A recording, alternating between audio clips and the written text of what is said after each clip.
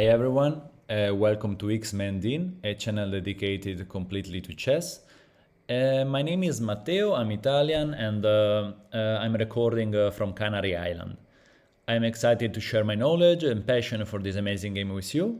But before we dive in, I would like to let you know that X-Men is not just a channel about me, it's a collaborative effort between me and X-Men.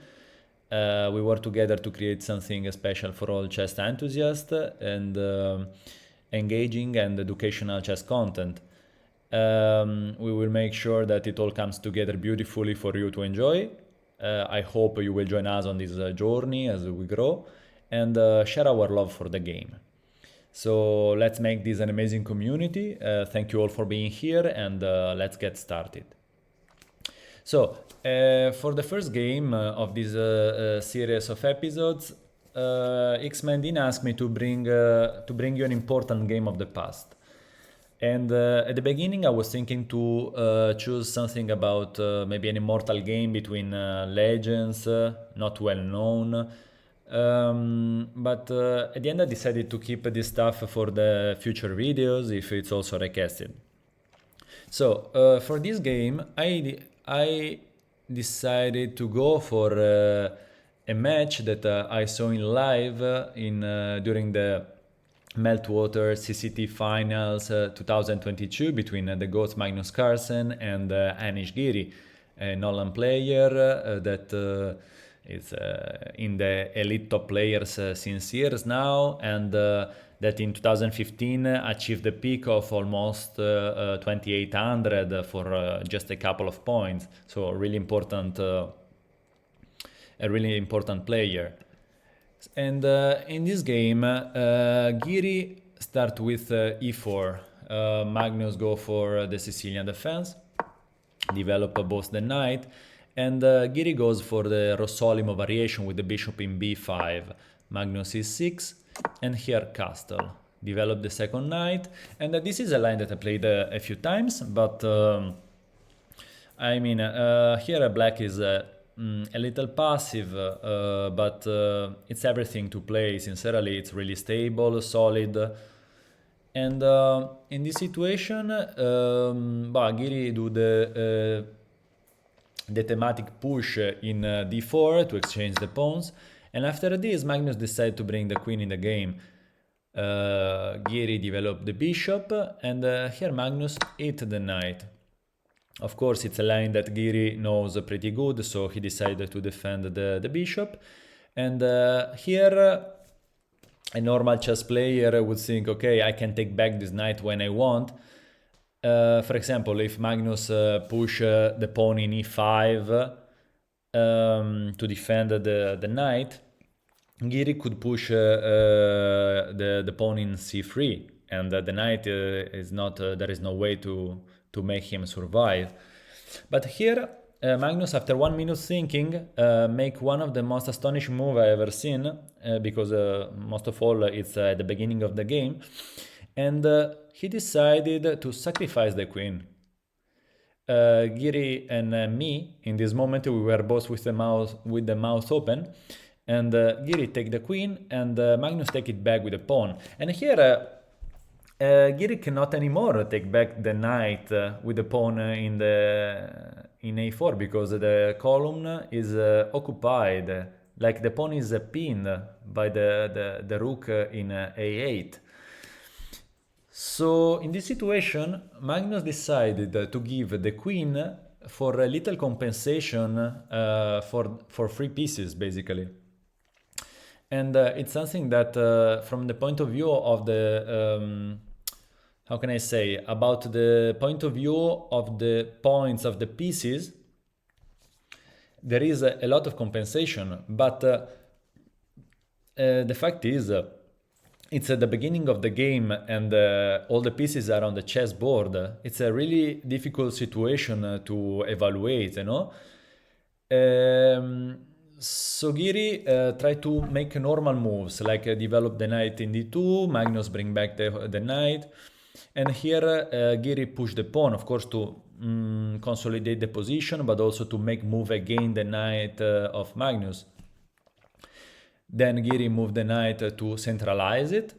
And yeah, in this position, I would choose to play with the white, the wall life, because here we see that for white it's easy to play. It's really easy. Like the pawn structure is great. White have a lot of space. Have the queen.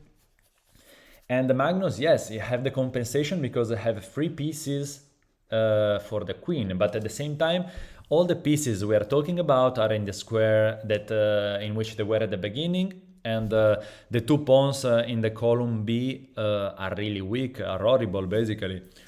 So I don't know, I still don't know how Magnus found a way to go out from this situation.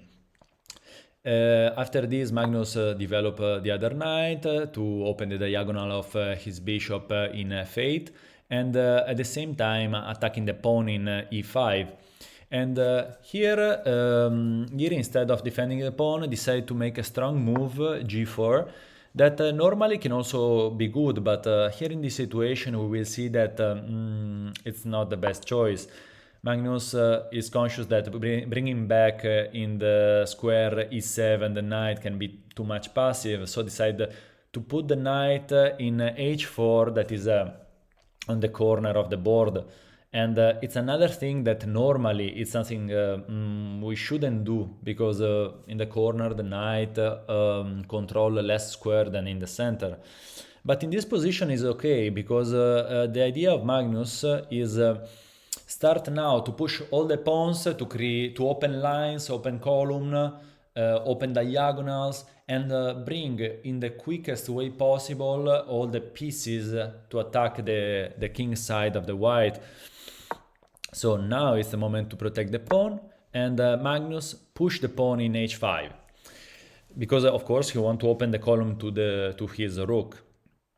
Anish defend, they exchange, and here Magnus go for d5, calculating en passant, of course. And here Magnus do a weird move. He decided to put the tower in a5. The fact is, normally, for example, this is something you do when the game is already well developed, when you want to create a quick attack. But here it's more because it was difficult to see a way to move the bishop in c8 and bring the tower on another column. So from here, for the future, the plan of Magnus could be, for example, to stop the pawns, the advance of the pawns, but also more on to put to connect the 2 towers on the column H and maybe create a battery to menace the white king. And here Giri goes for another push pawn. Magnus go for f5, and before moving the horse, Giri goes for menacing the tower of Magnus, and here Magnus is forced to hit with the knight, and here Giri sacrifices another pawn to make this move. Now the king here don't have a lot of squares. For example, if the king go in d8, Giri have not 1 but 2 forks to gain back at least a little quality, one of the 2 rooks. So Magnus is forced to exchange the pieces and then bring back the knight. Here Giri double the tower behind the queen to try to find a way to checkmate, but bringing back the bishop is perfect, everything is well protected. Giri push the pawn, Magnus bring back the horse, and this f2, it could be for a few reasons. Maybe he could want to bring it in h2 to change the tower, or to bring a third attacker to the column D. But here Magnus decided to make this move with the king, and after the check, bringing back the horse, everything is well protected. Now, focus on the structure that Magnus is creating all around the king in the king side, because it will be the essence for the rest of the game. You will see the importance of this structure. And from here, Giri decided to exchange the rooks, and Magnus hit the pawn in a4. Now, the queen tried to defend the pawn in c4, and Magnus find a beautiful move that have two goals. He pushed in e5 because he want to hit the pawn in f4, but more because of this, the real reason behind this move is to bring back his bishop in the game, because you see that in c8 the bishop is just protecting a pawn that is behind another pawn. You remember when I told you that these two pawns were horrible? Well, you will see that Magnus completely ignored them now, because he knows that he cannot do anything for them. But he can double attack the pawn in c4. So here there is a few changes. Hit the pawn, hit the pawn, hit the pawn. And Magnus hit another pawn with the horse. Now, look at this structure. It's really a solid stone. It's incredible.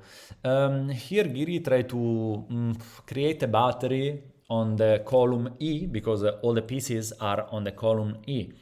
But Magnus is not stupid, of course, so he brings back the tower to attack the queen of Giri. And after moving the queen, yes, he has to bring back the horse. And now it's really a strategic game in which every move, every time lost is dangerous. Because Giri have the queen, but all the minor pieces of Magnus are hyper strong, and everything defend everything. So here move the king, attack the bishop of Magnus, attack the tower, and the tower try to find another column, because Giri would like to make an infiltration in the 7th rank.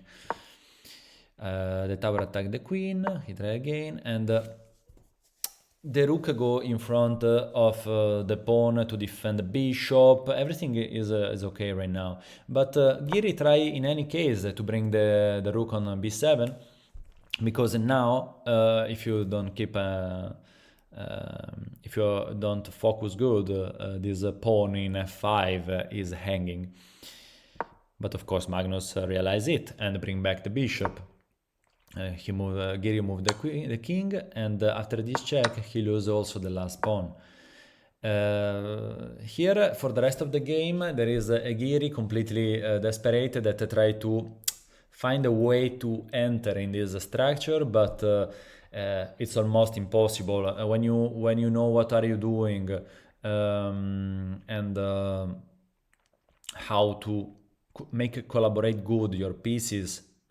This is a completely lost position, and Magnus every move try to menace and make the opponent lose time and time and time, and every time that this happen he will push the pawn. Now after this check, because of course the queen was attacking the rook, he moved the king and he bring back. Now, in this position, probably Giri was hoping for a draw, but Magnus realized that he could push the pawn in f4. Giri moved the queen in d4. He bring back the tower because he wanted to. Magnus wanted to overprotect the bishop in this case, because he doesn't have any rush to push this pawn. He have all the time, everything is under control. And after this double attack on the bishop, he push again. And here there is nothing to do. He put the tower behind the bishop, behind the pass pawn that is rushing to promotion. And after the queen g4, Magnus bring back the bishop to attack the tower and menace discover attack to the queen. The fact is, this move was because, of course, the tower was hanging, because now the tower of Giri is pinning the knight on e7. but Magnus found again the move to disblock the pin, to double attack, and here Giri have to lost another time to move the tower. Now, before pushing again the pawn, he want to protect the pawn and attack the queen, so he has to move again the queen, and now is the moment to push. Just one step to promotion. Giri tried to a desperate maneuver to stop the pawn, but after this check, the only square he can go to stop it is f1, and after the second check with the same bishop, the pawn is well supported to the promotion, and after the promotion of the queen, Giri resigned. Why? Because we can see it. Because if, for example, the tower in d1 decide to take the queen, Magnus could hit back with the bishop, and the king here don't have really a lot of squares to go. If he goes, for example, in h2, Magnus have the horse in e5 that can jump in f3 and double attack the queen and the king. If instead, after the check of the bishop, the king decide to go in g3, well, there is another check provoked by the tower, supported by the horse, and now the king will have a second time to go in h2, but this time the tower in f3 can double attack the queen and the king directly on the h column in h3, supported by the bishop. So in this situation, basically Magnus can give back all the material he wants, because after exchanging all the pieces, Magnus will be able with the rest of the material to bring his unique pawn in g7 to the promotion. So I found this game really amazing, interesting, and important for two topics mainly. First of all, I would like that the beginners that look this video would think about the value of the queen in chess, because when you beginners, most of the time they think that okay, the queen is the most powerful piece. That is true. If they have it, they will win immediately the game, but sorry, in chess everything is relative, in the sense that depending on the position, the situation, chess pieces can have kind of different value. Okay, so first lesson of today for the beginners: don't be too materialistic. Try to work on I don't know, on chess puzzles. Try to find yourself in a random situation and really try to evaluate the situation time per time, and try to focus on how you can improve your pieces.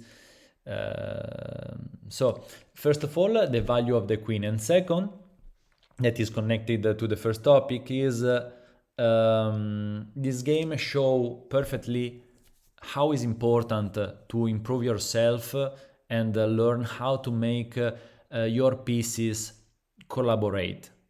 Because you see that in this case Magnus made something that not many beginners can do, and it's coordinate the pieces with the right harmony.